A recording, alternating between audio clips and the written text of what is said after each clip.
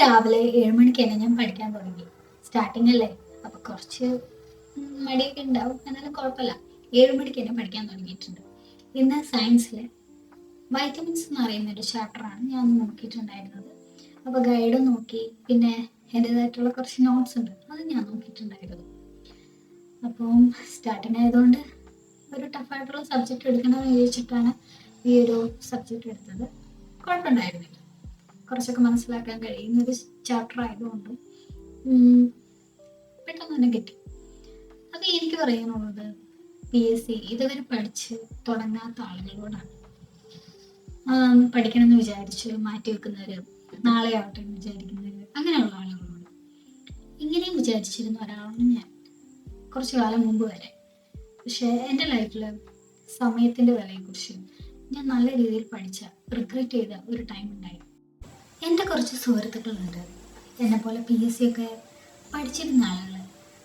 പക്ഷെ എന്താ വെച്ചാൽ അവർ നല്ല രീതിയിൽ പഠിച്ചു, എഫേർട്ട് ഇട്ടു, സാക്രിഫൈസ് ചെയ്തു, ഒരുപാട് നല്ല റിസൾട്ടുകൾ ഉണ്ടാക്കി. പക്ഷെ ഞാനാണെങ്കിലോ അത്ര സീരിയസ് ആയിട്ടൊന്നും ഈ ഒരു PSC കണ്ടിരുന്നില്ല.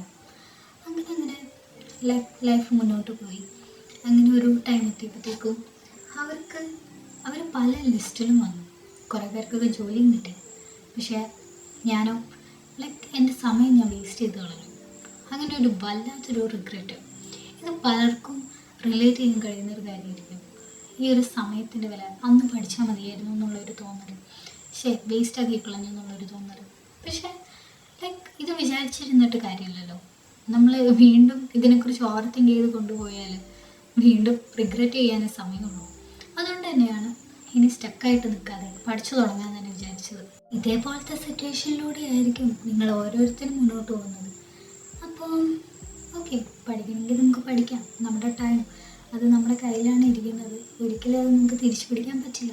പോയ സമയം അത് പോയത് തന്നെയാണ്. അപ്പോൾ എനിവേ ഞാൻ പഠിച്ചു കഴിഞ്ഞ് കുക്കിംഗ് ഒക്കെ ചെയ്തു. അതിനുശേഷം ഞാനൊരു ആൻസർ കീ നോക്കുകയാണ്. കുറേ പേർക്കൊക്കെ അറിയാം, ഒരു DLED സ്റ്റുഡൻറ്റിന് KTET എന്ന് പറയുന്നൊരു എക്സാം വളരെ കമ്പൽസറി ആയിട്ടുള്ള, അല്ലെങ്കിൽ വളരെ പ്രാധാന്യമുള്ളൊരു എക്സാമാണ്. ഞാനൊരു DLED സ്റ്റുഡൻ്റാണ്.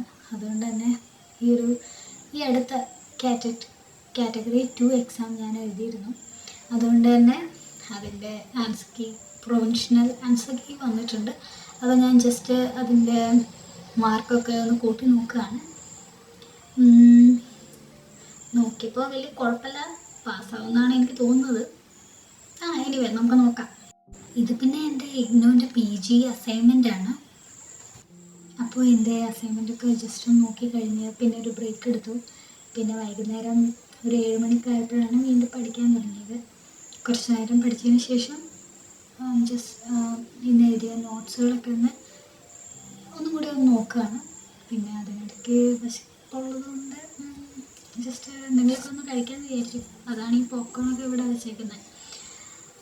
അങ്ങനെ നോട്ട്സൊക്കെ നോക്കി മാർക്ക് ചെയ്യേണ്ട കാര്യങ്ങളൊക്കെ മാർക്ക് ചെയ്തു. ഏതേലും കൊള്ളാം. ജസ്റ്റ് ഒരു തുടക്കം എന്ന നിലയിൽ നമുക്കൊരു ടാസ്ക് കംപ്ലീറ്റ് ചെയ്യാൻ പറ്റിയിട്ടുണ്ട്. അപ്പോൾ എനിവേ ഗുഡ് ബൈ.